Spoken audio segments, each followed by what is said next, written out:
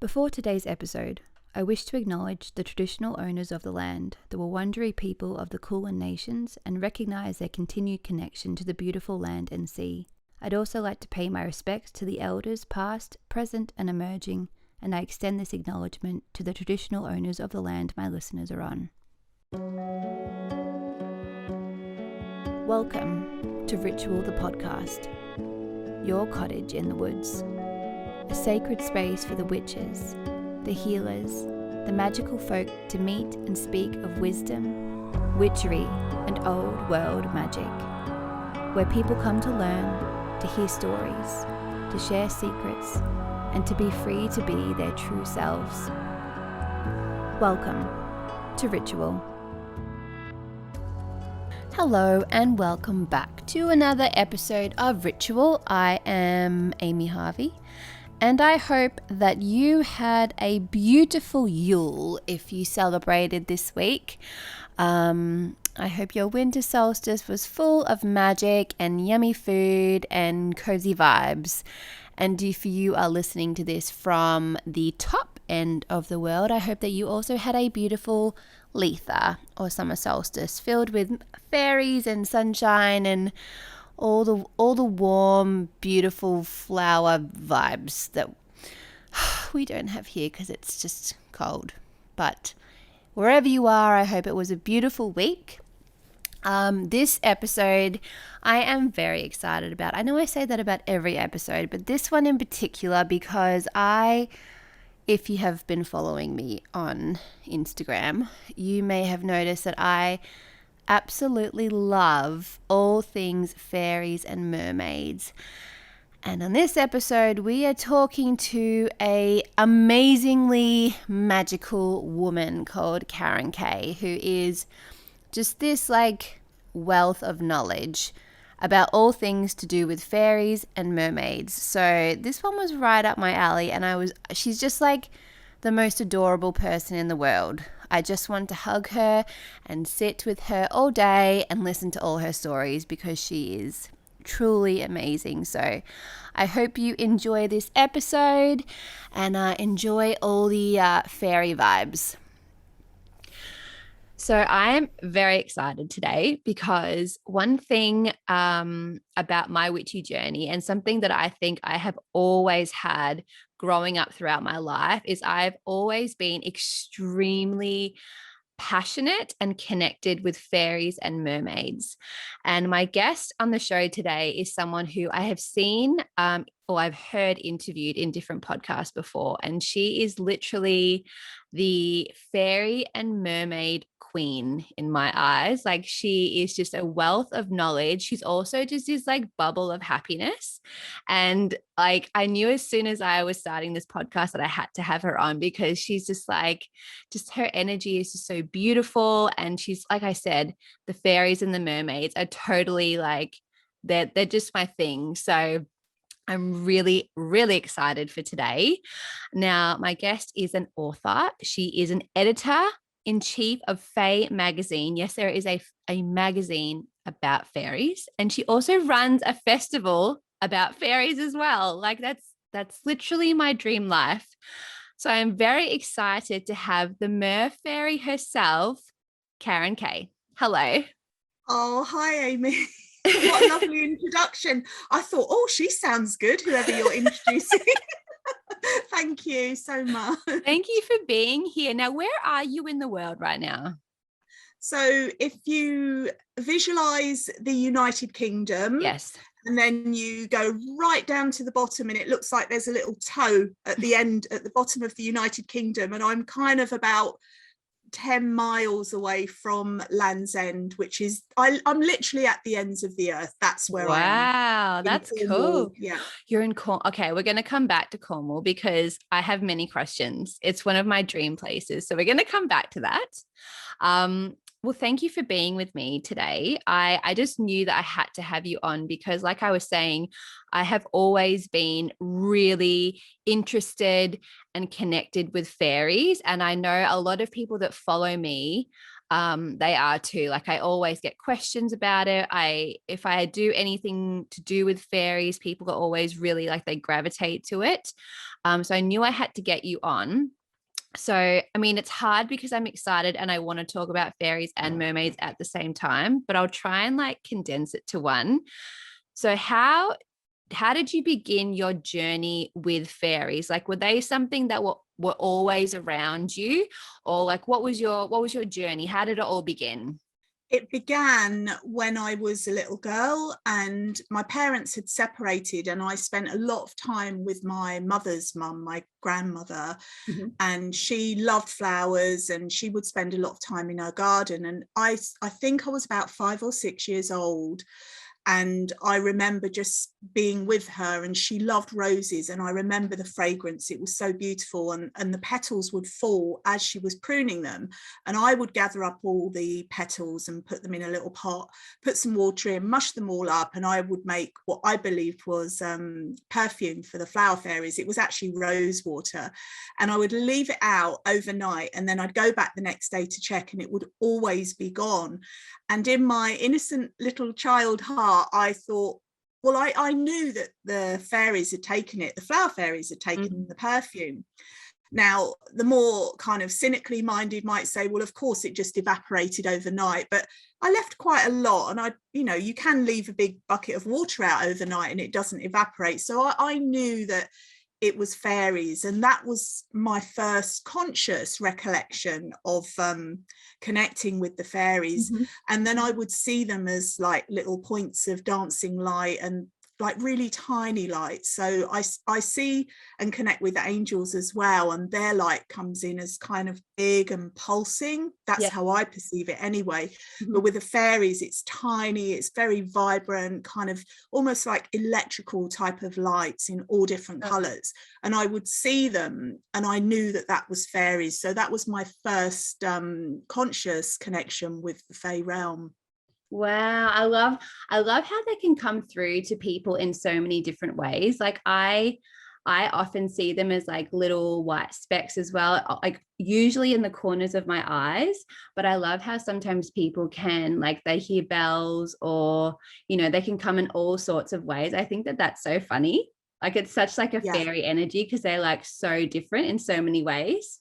Yeah, they're so magical and they're so creative, and they'll come to you and attract your, if they want to connect with you, they'll attract your attention in any way that they know they can get to you or get your attention. And so Yeah. usually I hear this a lot as well, like people do see them out of the corner of their eyes a lot of the time, because I think you're not focused on that area, so you're more likely to just catch a little wisp going by or something. And I get that too as well. I get lots of different ways of communicating with them, and it's interesting because more recently, when I say recently, over the last kind of 5 years or so, they come in with fragrances now. And I know they say that when spirits are, spirits can come in with a fragrance, like it could be a past loved one or something. Well, this is the same fragrance that keeps coming through, and it is toffee apples. I don't know if you've ever Really? smelt those. Yeah. And I was in the middle of the woods and I was actually filming one of my, I do try to do them daily, but little fairy readings Yeah. in the woods if I can. And I was in the middle of the woods and there was no one around, there was nothing around. And then suddenly I was just getting my cards out and preparing, and this fragrance of really sweet toffee apples just appeared. And I was like, oh, that's really nice. And I was looking around to see if I could find any toffee apples, but there was no one around and I didn't have any with me. And if I did, I would have eaten them. For sure. And yeah, and I thought that's interesting. And then I kind of got the telepathic feeling that it was the calling card of the fairies, basically. And it's happened probably 3 or 4 times since then. So now when I smell it, I know that they're around. It doesn't mean to say that you're going to get that or someone else. They might do, but they're very creative, and that's one of the ways that they know they can get my attention as well. And do you think like that smell in particular, would that be a certain fairy or kind of fairy, or would it just be like fairy energy in general? Well, I feel like it's the type of fairies that are connecting with me. I've connected with various types of fairy energy over the years, some nice, some not so nice, and these are the kind of nice ones that tend to be I feel like I've got a team around me, and they're kind of just coming in with their lightness and their sweetness. It's a very sweet energy, but it's not to say that there are kind of more darker energies in the fairy realm that many of us are warned about a lot of the time. And whether they're nice or not so nice fairies, we should always be respectful of their environment. And yeah, so I think it's a particular type of fairy that, or a group of fairies, actually. It feels like a group kind of en masse calling card. There's definitely more than one that comes around, that's for sure. With that, I actually wanted to ask you, there is a lot of mixed information about fairies, and I think this is something that often overwhelms people, is because you hear they can be really light energy, they can be really playful, they can be cheeky, but then there are people who say they're actually quite dangerous to be around. They can cause more harm than good. And I think having those mixed messages can sometimes really deter people from even wanting to go into that realm. So what are your thoughts about that? Okay, so I feel like there are elements of truth in all of the information, and ultimately you have to tune in to what is right for you. Yeah. Now, I could be scolded by many kind of learned fairy experts for the work that I do, but I'm working not from an intellectual or academic place. I'm working from an intuitive, experiential place. So everything that I share are things that I've actually experienced. And anybody can question me on it. I'm not saying to anybody, you must believe me. I'm just sharing. And if it resonates, which I know it does for a lot of people, because a lot of people reach out to me and say, oh, I've had this experience, etc. Now, one of the times I went to France in a place called Dolmen de la Fise, and it was based on, I went there because there was a book. Sorry, I'm like the fairies, like inside out, back to front, between. I'm all over the place, but I always come back to the point. So hopefully you can bear with me or come with me on this journey. Yeah. There's a book called The Sun and the Serpent by Hamish Miller and Paul Broadhurst, and they dowsed the ley lines within the UK and across Europe, and I think they've even done it around the world. I'm not 100% sure, but this book focuses on Europe, and there was a place where the ley lines crossed in France called Dolmen de la Fise. And so I went there with a very, very good friend, my partner at the time, and thinking, oh, la la la, I'm going to go like skipping into this place. And we arrived at night time, and it had this really kind of heavy energy, and it was like, oh, I wasn't expecting this.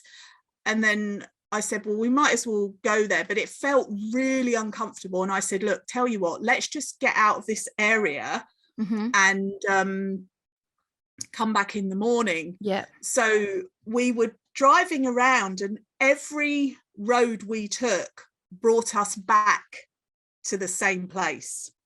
Really? And it was like one of those episodes of The Twilight Zone. I don't know if you've ever seen that. And it was like, oh, this is a little bit spooky. And I thought, well, let's just stop the van and stay somewhere kind of within range, but out of the, try and stay out of the aura, but you couldn't, because it was such a huge aura of this place. So I thought, okay. So we went to have a look, and I just got a big no. I just heard no really loudly.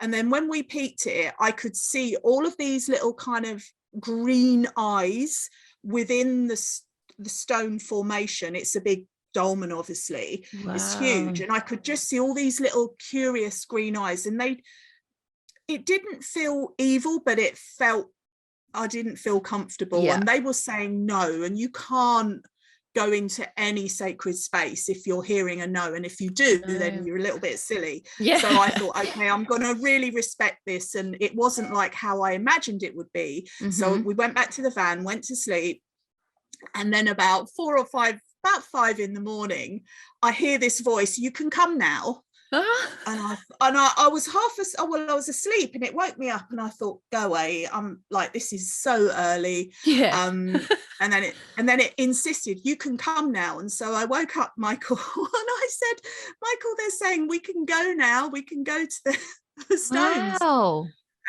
So we went there, and it was a completely open, welcoming energy. Very, very different than it was the evening before.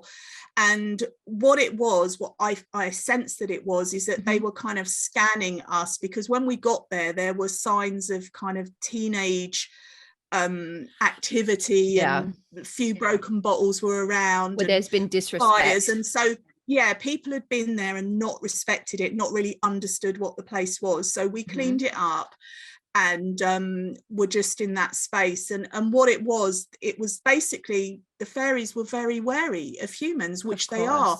And any kind, I'm not saying they're animals, but even people, like, if you feel threatened, you will kind of raise your hackles, you will get a little bit defensive. Because you want to protect yourself. And that's what I was feeling was happening. So that energy could have been perceived as being very dark, and it didn't feel like light and sparkly and yay. It didn't feel like that when I first encountered it. But then when we went in the next day, once we were given the formal invitation to come in, and I heard it very, very clearly, you can come now. It's like, whoa. It was very different. It was like open arms, because they sensed our energy and they knew that we were there for good reasons. So that's just a little example about a kind of more grayer energy that I experienced, but it was them just protecting themselves. Now, there are mischievous fairies. There are fairies that will trip you up, that will do these things. And I think we always have to remember that when we're going into the terrain, the domain of the fairies, which is basically all over the earth, wherever they choose to be, because they're guardians of the land primarily, we need to be really, really respectful, because if somebody knocks on my door in the middle of the night, I ain't letting them in. They're not coming in, if I don't know them. I want to suss them out. I want to know who they are. And I want to check out that it feels okay. And I feel like the fairies are very similar in that respect. So, as I said at the very beginning of answering this question, it's about your experience, and there is truth in all of these things. So when you find your kind of fairy tribe, or rather when your fairy tribe, if you're allowed to say that word, I'm not sure what words I'm allowed to use anymore with all the PC stuff, your fairy group, your you know, your fairy family, when you find them and they find you, it will just sit really nicely in your heart, and you will know, you'll just know instinctively. It's not something, I believe, that you can experience through reading, although you can gain a lot of knowledge through it, but it's very experiential as far as I'm concerned. I have heard, and I think one thing that people need to remember is that fairies are very different to, like, if you're doing like deity work, where often they can be a bit more, I guess, willing to play ball straight away, where I know with fairies, it's very much about respect and like playing by their rules and listening to what they want. And I think people often, they do go into like working with them and just like expecting something immediately and expecting them to work for you without giving them the respect. And I think often when you do things like give them the space that they need, or even like respect the space that they're in by cleaning up rubbish or doing something, you'll often like see that shift where they go, okay, you're not going to come in and trash it or just take from me. And because humans, they do that. They come in, they destroy, and then they leave. And I think, well, it kind of makes sense that they would be wary of us, because like, what have we done for them, you know? Exactly. That's exactly how I feel. And it does make sense, really. As I said, if somebody knocks on your door in the middle of the night, you're not just going to let them in. If you go into a space that is their realm and you don't have that same love, then they are going to be wary, because from their point of view, humans are the ones, and this is general, probably not the people that are listening to this, because most people will be aware who are listening to this, but a generalization of humans is they'll go in, they'll see what they want, they rape the earth, they take what they want, they cut down trees, they do all this stuff. So it is really understandable why fairies would be wary of humanity. Absolutely. They're not little genies to do our beck and call. And yeah, I have worked with fairies for manifesting, but it's not me telling them, it's a co-creation, and it's only if they want to do it. And I teach this when I do my talks and workshops about manifesting with fairies. And it's not just about manifesting things, they can help you manifest happiness or joy or peace. It isn't always about material things, although it can be. I mean, they've manifested some good material things for me as well, or helped me to, but it isn't about, it feels like if you want it for selfish reasons, they will mess you around. But if it's something like a genuine need that is coming from your heart, then they're more likely, if they want to co-create with you, because it's fun. And like you said as well, when we show our love and respect and passion for the planet in the same way that they have, by picking up litter, by looking at the products that we're using in our homes, all these types of things that do have an impact on the environment. And this goes for the oceans and the mermaid energy, as well as the land and the fairies. When we do that, they're more inclined energetically to be drawn to us. Like that saying, was it your vibe attracts your tribe? And that can be your tribe of fairies as well. Yeah, I totally get that. You know, it just made me think of, was it last year or the year before? There was that thing going around, I think, on TikTok about those girls who were trying to either curse the fae or kill them or something horrible. Like they would, I didn't actually see it. I just heard about it. And I was like, good luck to you. Like, you obviously have no idea what you're doing, like you're messing with. And I don't think like I've heard from them since. So I'm like, obviously didn't end very well for them. I heard about it, but again, I wasn't on TikTok then, and I am now. It's quite addictive, isn't it? It's so addictive, but so I did hear about that, and I thought, what on earth are you doing? Like, and this is the thing, like a lot of the fairies and a lot of the negative stuff about fairies was because they were literally demonized by the church. And this is no offense, like I respect all paths of peace, all religions, as long as people approach me with a respect and in peace, then I'll do the same back. But it is true in the past, like this, they say about fairies not liking iron, and that stems from the church bells, because the Orthodox, a lot of Orthodox religious people would say that the fairies were little demons, and they're not. They're a completely different, they're nothing. I mean, they can act in those kind of naughty ways, but they're not. They're a different breed, if you like. And so that's where the that knowledge of saying that fairies don't like iron, because there are actually fairy blacksmiths as well in that realm. So, you know, they can deal with iron. There are other schools of thought out there that would say contrary to that, but that is what my belief and feeling is, based on the knowledge that I've read and my experience with them.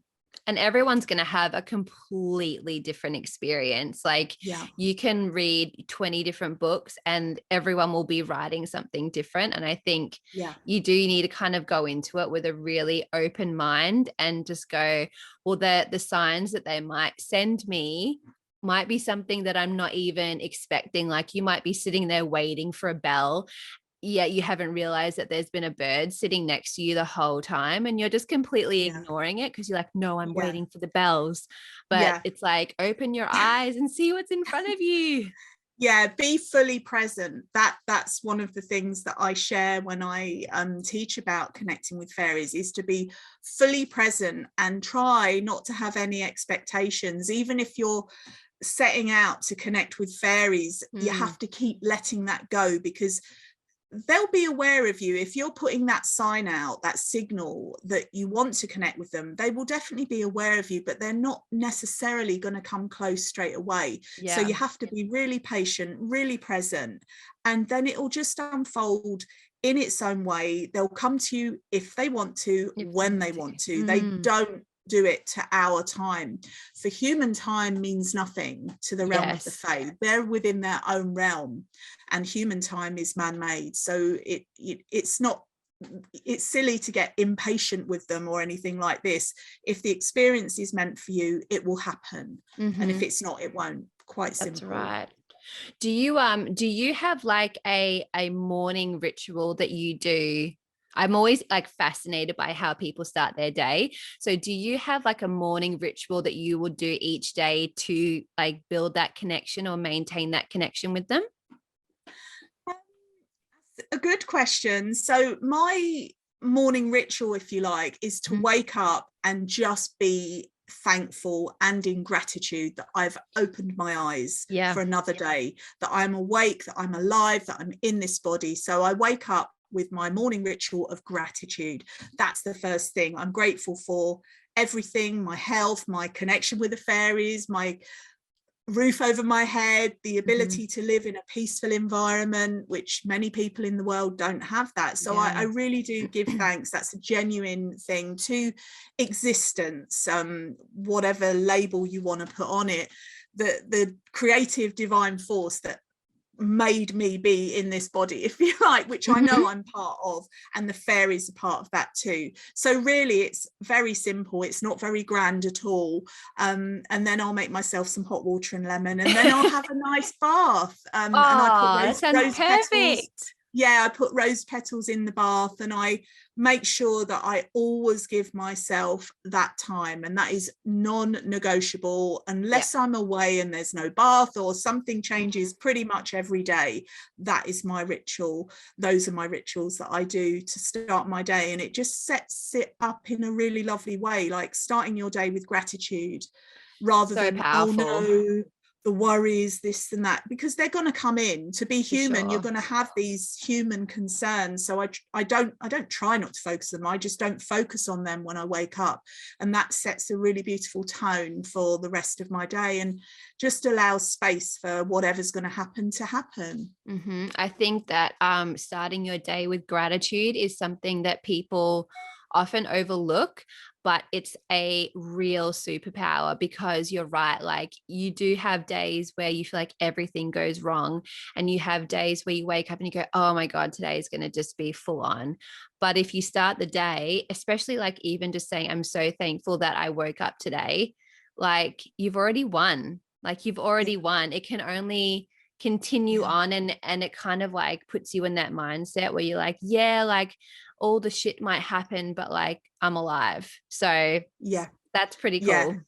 That is totally cool, and it is something that many people take for granted, because as they get caught up in the grind of daily life and whatever situation they're in, they often forget. And people are very good at moaning and complaining, and I'm not saying I'm perfect, I moan, I complain at times, but I start every day with I just feel joyful. It's like I'm awake again, because it is a gift. This body, this life is a total gift, and I'm so grateful. And I know when you're comparing to other places in the world that maybe don't feel so blessed at the moment because of things that are going on, it's hard. It's really hard, but we have to focus on where we are at this time and deal with whatever's happening. And for me, that's just the ritual that I do every day. I would love to start my day with a bath. Because I always say that I'm a double Leo. I'm a Leo sun and a Leo moon. So I've got lots of fire. Ooh. And so I try and end my day with a bath, because I feel like that element of water like really balances me out. And I love when you there's nothing better than a bath. I don't see it. I agree. It's just so perfect. I could sit in there for hours. Well, I do sit in there for hours. So yes, I love that. Now with the fairies, again, as I said before, I do have a lot of people who are very interested in working with them. So what would your advice be for people who are just at that beginner point and they want to make the move, but they're not quite sure the best way to begin? What would you suggest? Okay, so I won't kind of bombard you with lots of information, but I'll start with a couple of simple things that you can do. So first of all, look at your connection with the earth, because if you want to connect with the fairies, who are guardians of the earth, they love the earth, they care about the earth, and a byproduct of them is their magic. So that's secondary, if you like they are here for the earth initially. So look at your connection with the earth. Are you planting any flowers, any vegetables? Do you use pesticides? Get rid of them if you do, and just look at natural, organic things, and maybe grow your own food. Or you don't have to go to that extreme. You can just buy a house plant or just be in nature, but connect with the earth energy through plants and trees. And then if you're able to, get yourself out into nature, find a tree that you feel drawn to, and then ask permission of that tree, because trees are living beings too. And most trees love hugs from humans, but some don't. And so you would go as close to the tree as feels comfortable, and then kind of ask in your mind or out loud, may I come close to you? And you'll feel it. You might not hear yes or no, but you will feel energetically if you can go forward. And again, that means being present, being in the moment, so that you're open and can sense the energy of the tree.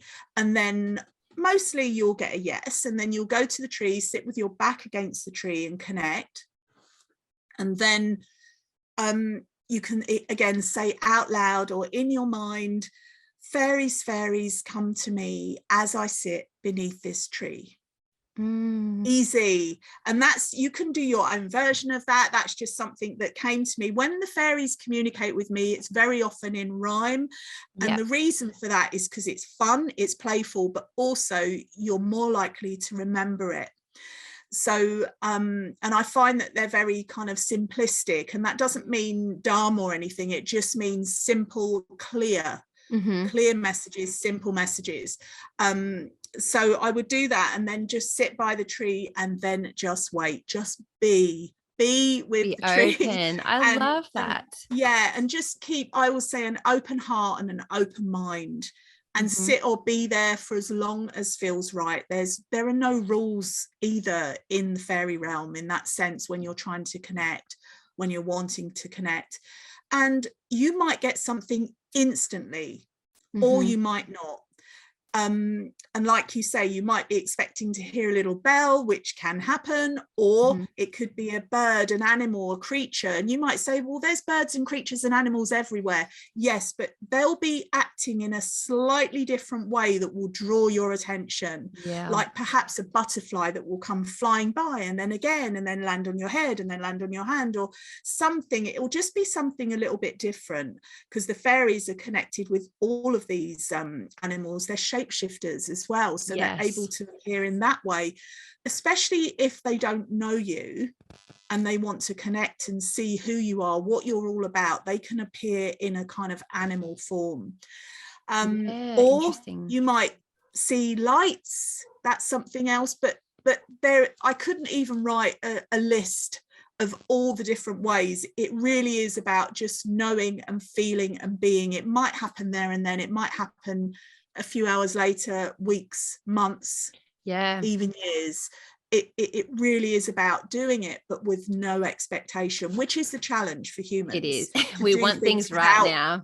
Exactly. And then once you've done that, and really, pick up litter. If there's litter in the area, pick it up, but not just to show the fairies. Do it all the time. Take a little bag with you and just show that you love the earth, and act it, walk your talk, and they'll notice. Beautiful. And it's so easy, isn't it? It's really, really simple. And I think like the doing something like that every day, it shows them that you are committed. You're not just there just to like see something funny or whatever. Like you really want to form that relationship. And it's like anything. It's like you don't just walk up to a stranger and go, we're friends now. like, you know, you have to like kind of hang out for a little bit, and then maybe you like message a bit, and then it builds over time. So I think like doing something like that, it's super easy, and also you're cleaning up the environment, so there's a bonus. Exactly. And the other thing, there's lots of things you can do, but like I said, I don't want to kind of overwhelm everyone. So the other thing is a fairy door, or a gnome, or a fairy, or a little sign. Now I would suggest ideally not putting a fairy door in your home unless you want your home overrun by fairies. And I do have fairy doors in my home, and my home is overrun by fairies. And once you open a fairy door, is a portal. It's a symbolic, energetic portal. And they are fun, and they are cute, and they are sweet, but really put them outside ideally. They come with consequences. They can, yeah, they definitely can. They don't always, but they definitely could. Mm-hmm. So I would say, especially if you're first starting out, you're basically putting a portal in your home, which you don't really want to do. So do it outside. If you don't have your own garden, maybe on somewhere near your home outside. And so what you're doing again is you're saying, it's like, you're welcome here. I've got little signs that say fairies welcome. They're all outside, but the fairies already know they're welcome. They've literally taken over my life. And I don't worship fairies. This is the other thing. We don't worship fairies. No. We respect them, and if they want to connect, and if we want to connect, we can form these beautiful fairy friendships that can last years, as they have in my case. And it literally has taken over my world in a beautiful way. Mm-hmm. But I always have a choice, even though they, like I said before, they care not for human time. So I'll get woken up in the middle of the night with these crazy ideas that are really quite good, but I'm like, it's the middle of the night, and then I have to write it down.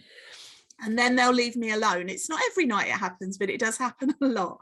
And a lot of the things that I do, like the festival that I do, that was inspired by the fairies, and many, many other things. And the oracle cards that I wrote, the Oracle of the Fairies. They're beautiful, by the way. Oh, thank you so much. Well, they were literally, it was like a co-creation. So yes, it came through my filter. I will take credit for that, and the actual writing of it, but the inspiration and the energy behind it definitely was and is inspired by the fairies. And there's just one card that I'll mention now, the wisdom card, where there's a fairy and there's an owl coming in. And so I see the vision. Mm-hmm. And then I write down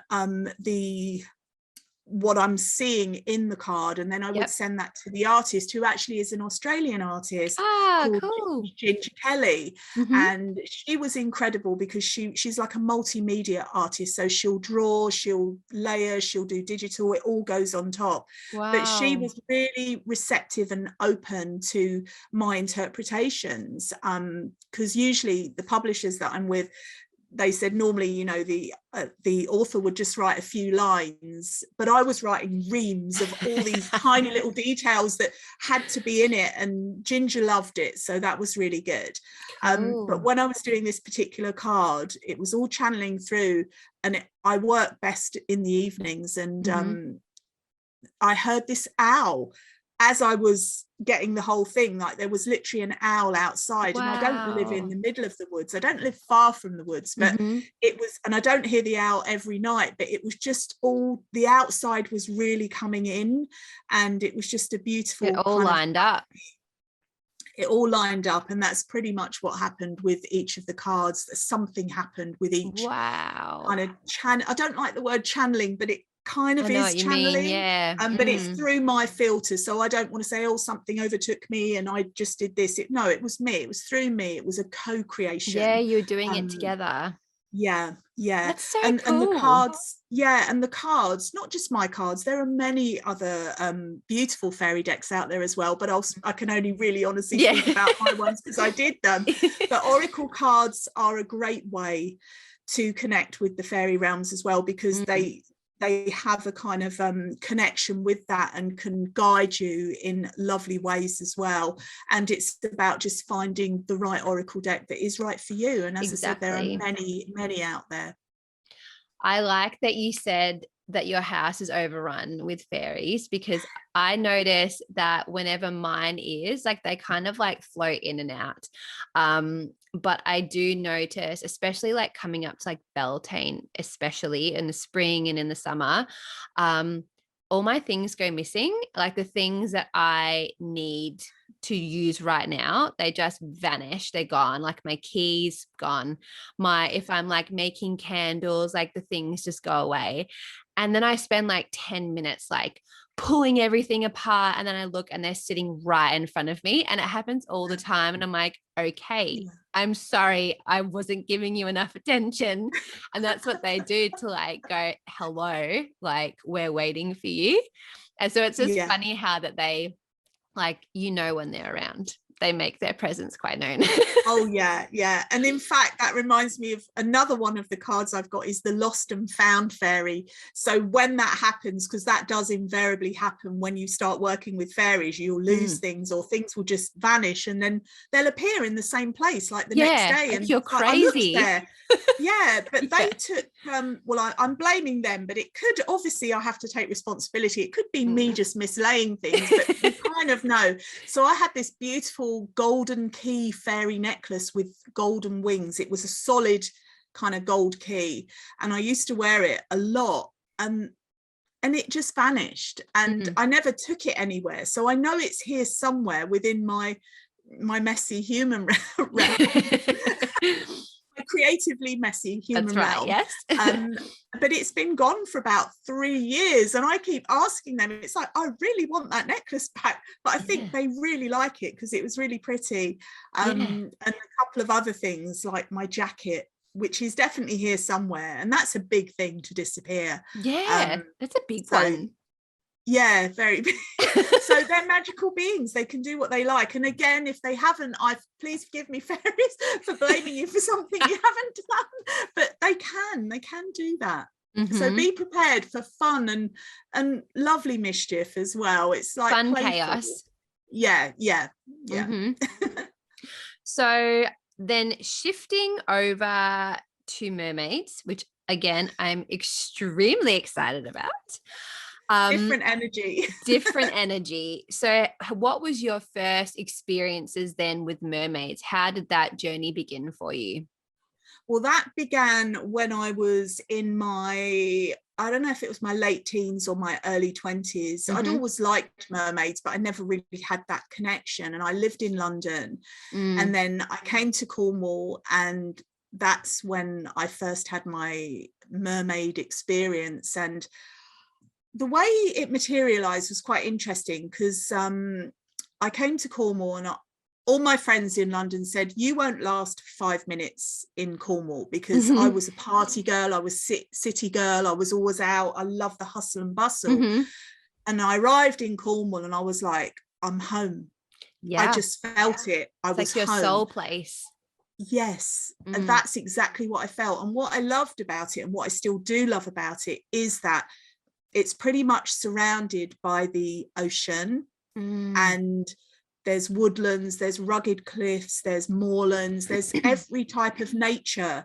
And it's all kind of wild and rugged, and I really like that. I love that. And so when I arrived, I suddenly felt this inexplicable urge to draw mermaids. And you might say, well, that's no big deal, but I'm not an artist. I've done a few kind of matchstick people drawings. It's not what I'm known for, put it that way. I'm more like swirly blobs of color and abstract type of art, but not actual. This was really defined, and the inclination to do this was so strong. And I probably spent about 2 or 3 months just drawing, and I don't have any of those pictures now, which is so annoying, but I can see them in my mind. I remember them. I drew every single scale, and they were just like black pen and silver ink, but they weren't like the sort of mermaids that you might expect. So they were like warrior mermaids and mermen on thrones with tridents, and they were really powerful, and that just kept coming through. So that was my first connection. And then I just kept as I do now, I just get this pull to go to the ocean, to be near the ocean, to put my feet at the very least in the ocean and connect with that beautiful energy, because mermaids are one of the guardians of the ocean. There are many different guardians, but the mermaids are the ones that I really connect to. So that's how I first had my connection with mermaids, in my late teens, early 20s. Wow. So they've been around for a while. That's beautiful. Yeah, I've been around for a while too. And so what do you think, how do you find the difference between the energy of a mermaid and the energy of a fairy? Like, how would you differentiate them for you? What does it feel like for each? Yeah, well, as soon as you even said the word mermaid, I just slowed down. Yeah. And started like this. It's just like a different flow. I just feel the ocean. I feel it. It's deep, it's wild, it can be calm, it can be stormy. And that's the kind of energy of the mermaids. The fairies are very, for me, the fairies that I connect with are very fizzy, very light. They can have this other kind of magical quality as well that might be a little bit perceived to be a little bit darker. But it's very different. And the mermaids tend to come in on a kind of emotional level. So it's really about the feelings and being honest about the feelings, and going to places that perhaps you would rather not because it's uncomfortable. And when I wrote my mermaid deck, that was what happened. And that literally flowed so quickly that I doubted it. It just came through so quickly. And but I sent it to the publishers, and then they came back and said it was really deep and really good. Wow. And when I read it, even when I use the cards now, I'm like, did I write that? Yeah, who did that? That was good. It was like, yeah, it's like I'm talking to myself now, but back then, because they've been out, I think, a couple of years now. Oh no, hang on. Yeah, it is 2 years. They came out in 2020. Yeah. So in the middle of the lockdown. Yeah. So it is really like both energies really like almost move into your mind, and they sit with you. Both of them like sit in there and help you like do your work. It's like almost like an alien takes you over, but you're both conscious in there. Yeah, I mean, it's not, it's really hard to describe it actually, because it feels like, it doesn't feel like a mind thing, it feels like a heart thing. Yeah, right. It's like the mind through the filter of the heart. That's how I would probably describe it. But yeah, they definitely inspire rather than take over, because that sounds a bit scary, doesn't it? That's a nicer way. They don't take you over, folks, it's okay. But they will inspire you, certainly. And we always have a choice, like I said earlier. Just briefly digressing back to fairies, when I was kind of almost instructed to organise a fairy festival at the time of Midsummer in Cornwall, when I didn't have a venue, it was like a really bossy fairy energy. And I was like, whoa. And I had to sit with it. And I thought, why not? Yeah. I really had to choose to do it. Like, you can't, because they will boss you around, especially the fairies. But the mermaids are more kind of let's say like a slinky energy, more they're very kind of just fluid, gets to your heart. Yeah, definitely. And you say mermaids, and they're often perceived as female, but there are kind of masculine and feminine energies within the mer realms. And yeah, it's very, very, very different. But the way they're very similar as well is that they both have this love and passion for their domain, which for the fairies is the land, and for the mermaids is the ocean. Yeah, absolutely. And so what was I going to say? I was too busy thinking about mermaids then. And so when you like get told that you need to do something, because especially if it's something big as well, like creating a festival, which is not like, go around to the shops and grab some milk, it's like a big deal. Do you go into that, because obviously you'd get the doubt of, why would I do that? That's huge. Well, I don't have time for it and all of that. Do you just like have that trust knowing that they know it's all going to work out? That is how it went, actually. Yeah. And my personality type, which has been kind of consistent from a child onwards, has been the kind of, I'll do crazy things, I'll be the one that does something that's never been done before, or it's just the way I am. Because I really believe that being in this body as a human, my soul is inhabiting this body, and while I'm in it, I want to do as many things as possible within this vessel. So when I get these ideas and inspirations coming to me, I know that they're kind of suggesting it to me because they know that I'll do it, even though I'll say, well, hang on, let me think about this. Like 2 seconds later, okay. And so it was, because my question, because at the time I'd been doing events, organizing events since 1995 or 1996. And so I've been doing it a long time. I built up a good reputation, and the idea for the festival came in, I think it was, is it 2005 or 2006? And I was thinking, well, you're kind of asking me to announce a festival. Fine, I could do that, even though I've never organised a festival. You're saying it's got to be in Cornwall. Fine. You're saying that it needs to be at midsummer. That makes sense. Yep. But I don't have a venue, and you want me to announce an event without a venue. That was an issue for me. Yeah. And they just said, announce it, the venue will come, trust. Yeah. Very simple. And as I'm saying it, I'm getting that feeling that I got at the time, which is like this whoosh of kind of tingly energy. Yeah. And I thought, well, why not?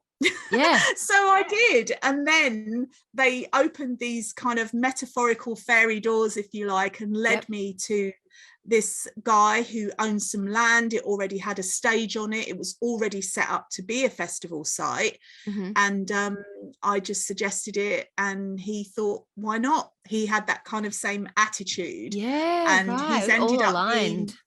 and so 16 years later, where we are now, that man is still the festival manager, site manager.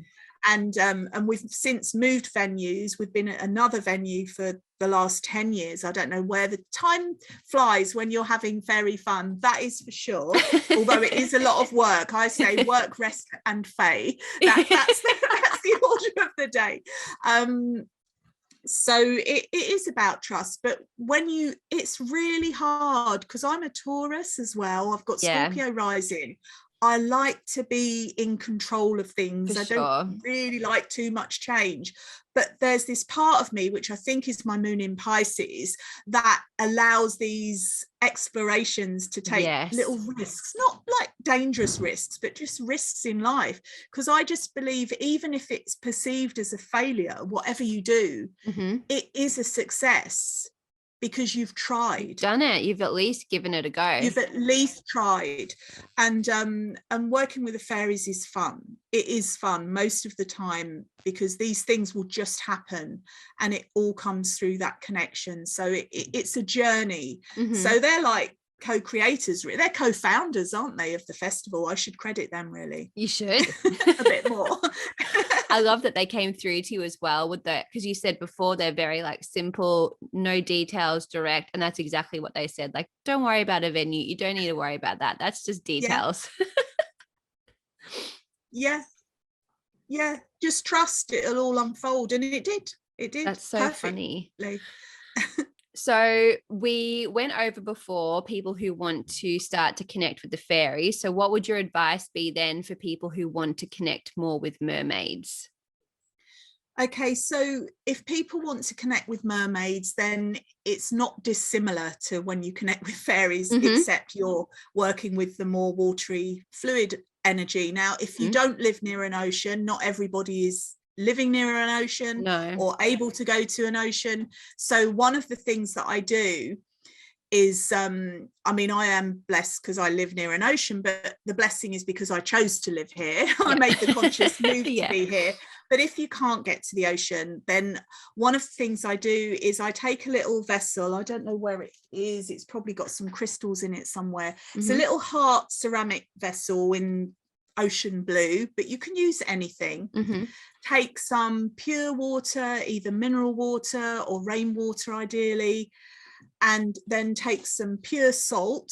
And then one of the things, so simple, no matter where you are, and you put salt into the water, just a tiny bit, you mix it around, and then you say, with water and salt to symbolize sea, and you place a bit on your third eye and say, may mermaid wisdom reside within me.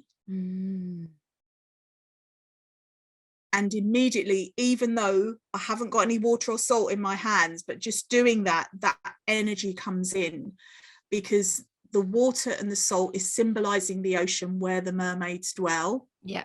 And so you're immediately, as soon as you connect to the ocean, you are connecting to the mermaid energy. So it's very, very simple.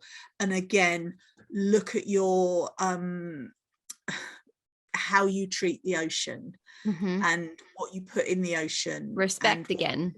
Yeah, respect, and what you consume from the ocean, ideally not really consuming from the ocean, but really look at that, because again, that will make a difference. But that's a really, really simple way. I love that. That's beautiful. And I think it is really helpful because, yeah, majority of the people, they don't live near the ocean, and it's quite hard to sometimes even get there because everyone's so busy. And, you know, you could say have a bath, but then a lot of people don't have a bath. So I think having something so easy to create, it like is very encouraging to be able to establish that relationship, because you can't really make an excuse because it's right there. Yeah, and if you want to connect, you can. And everybody has, within pretty much everybody has access to water and salt. Yeah. And that is creating that energy. So it is, yeah, it's quite simple to do, and it is a powerful thing. Even though I feel connected with them anyway, whenever I do that, it kind of brings it in even more forcefully, and you can make it into part of your ritual as well. If you're having a bath, and this is something else that I do, I do fairy baths and mermaid baths. And the mermaid baths, I'll put salt in, and I'll just literally go into some kind of visualization meditation, and I close my eyes and then imagine that I've got a tail and connect that way as well. Beautiful. That's so nice. I love that. Now, you mentioned that you're in Cornwall. Now, Cornwall is, to me, I've heard so many stories about it, that it's basically like this mecca of magic. There's so many different like fairy stories and mermaid stories and all of that. So can you tell me a bit more about Cornwall itself? Like why is it so magical? Like, what is it? Tell me what is happening there. Well, I think, especially when I talk to people in the United Kingdom, if I go to London or if I go to other events, whenever I say Cornwall, they say, oh, I love Cornwall, but it's so far away. It's like, well, that's part of the reason why I'm here, because I wanted to get as far away as possible from city life. And just know that the further away you go, the less inhabited it is by humans. And there are a lot of humans here, but there's just this feeling of wildness. And there's several places actually on the coastline, but one place in particular called Lamorna Cove, where I go to, and it's like a rock climb, cliff walk. And when you look out over the ocean, there are no signs of humans. And so you could be literally in another time, and I love that about it as well. So it's very timeless. It's one of the most condensed places with megalithic stones, stone circles, standing stones, dolmen, and it's I think that really adds to the energy as well of why it's so magical. I can't, how do you define magic again? It's a feeling, but I feel like it's because it's so raw. And what, you know, there are built up places. It's not like you're out in the sticks all the time. But at its core. Yeah, but from literally, I'm in a place now, and then within 5 minutes, I can be by a stream and a waterfall, and all I have to do is literally walk across the road.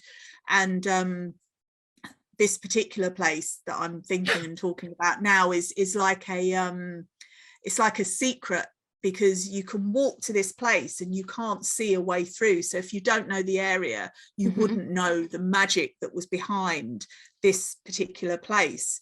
And it's Cornwall's full of places like that, little magical places to discover, and you wouldn't know unless you really are told by someone else who knows, or you just really use your senses. So it's a very kind of sensual place, actually. You're using your senses and just tuning into where you want to go, and it will invariably lead you to somewhere really beautiful.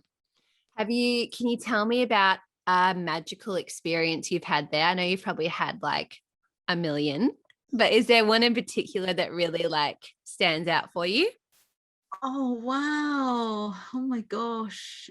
I feel like kind of I know this sounds a bit cliche, like every day is magical here, when especially when I'm outside. But yeah, there have been quite a few really magical experiences. And again, it's really weird. It was an owl experience, and I just happened to have a visitor from a Peruvian shaman who's a friend, and we were driving, and this white owl just flew in front of the car and was just guiding us, just this pure white owl. Yeah, and led us to where we were going, and then it went. And that felt pretty magical. And I think that was a combination of being in Cornwall and being with a Peruvian shaman and just the magic of the moment. But that was really special. And you do see owls are around, but they don't normally guide you. No, it was they like don't. actually like Harry Potter. Yeah. I just thought that it was literally like that. It led us. So that was this kind of standout moment that I don't really think about a lot. So I'm really glad you asked that question, because I don't kind of identify especially more magical moments, but that just came in. So yeah, it's lovely to remember that, actually. I love it, because where I live in Victoria in Australia is up in the hills, and I guess you would consider us out of town. Like the city is about 45 minutes, so it's not really that far, but people consider it to be quite far. And I feel like it's a very similar kind of energy up here, because the community around here really care about where they live. They put a lot of love into it. They want things to remain untouched. Like there's a lot of respect. And I feel like when you go to places like that, people really cherish where they live, and they really, really want it to just remain what it should be at its core. They don't want it to be like a touristy place. They don't want to make money from it. They just want to live in a place that they love and makes them feel good, because just seeing it look beautiful and wild is like enough. That's all you need from it. And I think that's often why, because like where I am, you can go into the forest and you feel it's like humming with like fairy energy, or maybe whatever else is out there. But I think because people just have that love for it, it just kind of like they want to be there. They want to be around, because they're like, people care here. So I'm going to be here. Yeah, I totally get that. And I mean, there are people that come in that want to change things, that want to control things and cut the grass and put pebbles down instead. And I've never understood that. Why? Because if you look along the street where I live, like I've got wild bluebells growing on the side. But they were there when I moved here, and I've just let so mine, it already looks like a little bit of a kind of creative fairyland, if you like. And, and the plants and the trees, everything's growing in little arches, and you just, I don't know, there's just a different feeling, because I think nature knows that it's loved. I've had like a badger live in the garden. Wow. Foxes come through, some hedgehog gave birth. I love hedgehogs. Stop. That's amazing. They know it's a safe haven. They know that they're welcome. They know that it's organic. They know that I don't put any chemicals down on my land. and it thrives. I planted some purple sprouting broccoli about 3 years ago, and it's still giving me dinner. I can just literally go out and snip a few bits off, and I ask it, and then I put it in the food, and it's fresh, and it's just keeps giving. If you let nature will always provide and do its thing. Yes. If we just let it. I agree. We're in our garden. We made like a little fairy garden because I was like, you guys need to go outside. That's where you can hang out. Inside is mine. And so anyway, around there, all of a sudden, all these wildflowers have just burst all around it, but they've also come through the bricks. Like all these daisies have started to come through, and we had a gardener come through and he was going to get rid of it. And I'm like, no, don't touch it. Leave it alone. Like that's what they wanted to grow. And look how beautiful it is. Like, why would you want to get rid of wildflowers? They're so good. Exactly. And the bees really need it. And we really do need to be kind of looking out for the bees, which is a part of us showing respect for nature. Because I think most people listening here would know that without the bees, then things aren't really going to get pollinated. Amazing. They are. Without them, we would just not be here. Exactly. Can I ask you a question? Yeah. Spiders in Australia. Oh my God. How do you even cope? Where I live especially, we get huntsmans that are no joke. They're like that big. And I'm not a spider person. Like I have respect for them. I'm like, listen, I'm not going to kill you. I get that you're here, but you can't be in my house. So that's when I call my husband, like, no joke, they'll always be in our room or they're up with the kids. And I message him and I'm like, you need to come and deal with this situation right now. And he comes down with like this big margarita glass and he'll like catch them and put them outside. But I want nothing to do with them. Like, no, thank you. I respect you, but I respect our boundaries. I let over here, I don't think we have like spiders that can give you a little nip. In fact, there was a spider that used to it must have been the same one, because I don't know how long they live, or a family of spiders, but every year I would get bitten on the bottom in the same place, like consistently. It went on for about 3 years, and it must have been either I was having a reaction or it's poisonous, but it would really come up like really itchy. And but we don't really have super poisonous spiders, but like you, I respect them from afar. The big one, but I do let them stay in the corners sometimes because they got to live somewhere, and as long as I can keep an eye on them, I'm like, you can stay there. Stay. You can be there as long as you stay there. That's right. Just don't pull on me. Like, I know, and that's why it is. No, weird, they're just the way they move, and I don't know. Bless them. They need some positive PR, don't they? I love them. They're just misunderstood, but I don't want them near me. It was only because I know you have lots there, don't you? Anyway, we're fairies and mermaids, aren't we? Not spiders. Oh yes. Well, I'm sure the fairies love spiders, so it's all good. Yeah, they ride on their backs sometimes for fun. They're braver than me.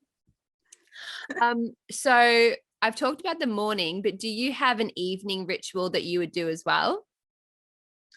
I usually meditate in the evening. That's what I do. I don't if I remember, usually when I go to bed when I'm ready to sleep. I'm really tired because when I'm awake, I just want to do everything. And I stay awake sometimes literally until I'm just ready to drop. There's so many things, there's not enough hours in the day to do everything. So I do as much as I can, and then I will always meditate when I go to bed and just put myself in that, because life is just full of stuff, isn't it? There's always stuff and things to deal with, and not always fun, but some of it is, lots of it is, but just all these things. And I like to just come back to my center and just remember that I am not these things. I am a presence, and just remember that I'm a presence, and actually I'm observing these things happening. And that kind of frees me up. And then my mind, they have all these little things, and I'll turn the thoughts into clouds and let them float away. That's or I'll beautiful. turn them into birds and let them fly out of my ears or something. But I just try and release it, because if you say, I will not think, I will not think, I will not think, then you just think. That's just what you do. It's the nature of humanity to do that, and the human mind. So I just try and just be still and allow everything to come up, but just continually release it. And then I'll do usually a guided meditation. I've got lots of different ones, and depending on what mood I'm in, and if I need to release something, if I've had a particularly heavy day, or something that's happened that's been heavy and I just can't shift it, then I'll do a releasing meditation to release that. Beautiful. And if we're coming up to a full moon, a new moon, full moon onwards, I kind of use that time for manifesting and thinking about things that I want to bring into my life. And then as the moon's waning, then I just use that as a time for releasing in a general way. Beautiful. I love that. Now, before we finish, I have 5 questions for you, and these are like the spitfire round, getting to know you more questions. So, yikes. Okay. question number 1, is there a movie that you could watch 1,000 times and never get sick of?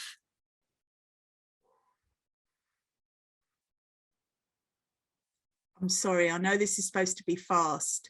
No, it's okay. I've got 2 films, sorry. Yep. The film that I could watch over and over again is Elf with Will Ferrell. Yes. Yes. I just love it, and I never tire of that film.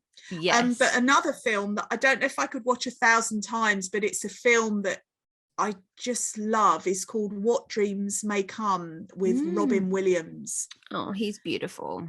And have you seen that film? No, I haven't. What Dreams May Come. It's a powerful film, but it is so magical as well, and it really goes into human emotions and stuff. So anyway, I digress. So yeah, Elf.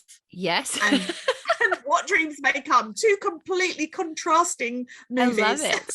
I love There's it. lots of other ones, but I really like those. Yeah. Nice. A book that's changed your life. Probably The Magic of Findhorn.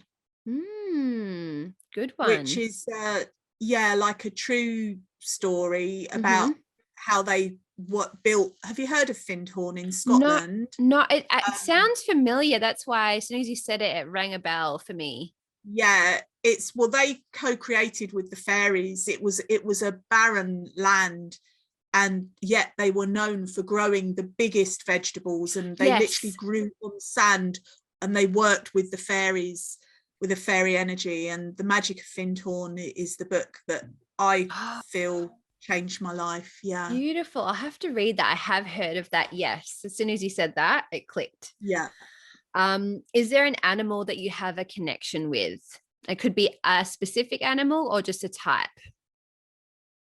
Well, I'm going with lots of animals, but I'm going with what's coming into my mind, and that is magpies. And they're part of the crow family. I don't know if you have yes, we do.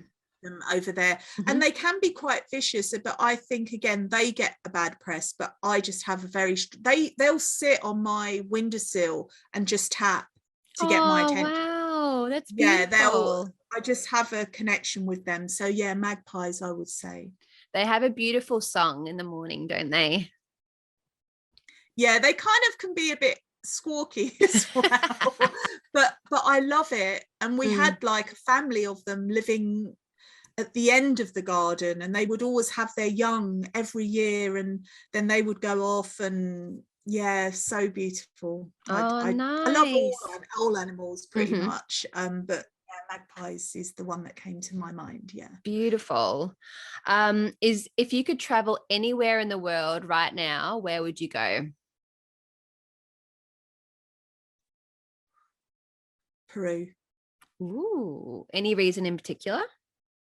I haven't been there, but I've dreamt about it so many times, and I've dreamt about the like Mayan pyramid thing, and then I dreamt that there was these chambers underneath them, and then I found out there are actually chambers underneath them. Wow. So I just really want to go like Machu Picchu and be there to feel it.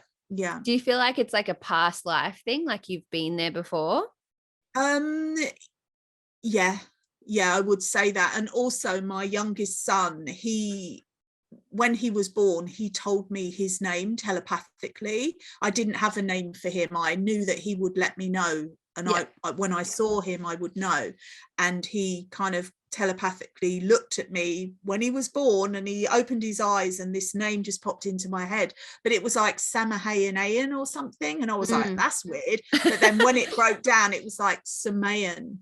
And so he was born, and it's a combination. He told me that name, but it is a combination of the time he was born around Samhain, which is also Samhain, and the Maya, if you like, is the illusion, and the Mayan was the Mayan energy. And I actually remember the night that he was conceived, and I looked out of the window and there was this blue flash of lightning, but it wasn't raining, and I saw this tall kind of Mayan figure in the sky.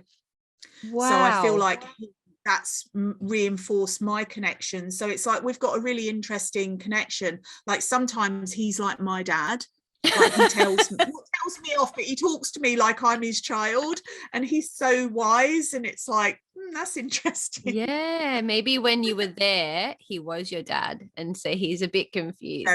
yeah There's definitely a really lovely healing connection with that, and so that's why I feel like I've definitely had a connection there. Wow. That's cool. What a cool story. Okay, last one. What does happiness look like for you? Looks like waking up, feeling healthy, having a roof over my head, food in my belly, and love in my heart. Very simple. Perfect. I love that. Thank you so much for being here. Now, before we go, where can everybody find you? Oh yeah, I always forget about those things. I know. So, I've got my website, which is karenkay.co.uk, karenkay.co.uk.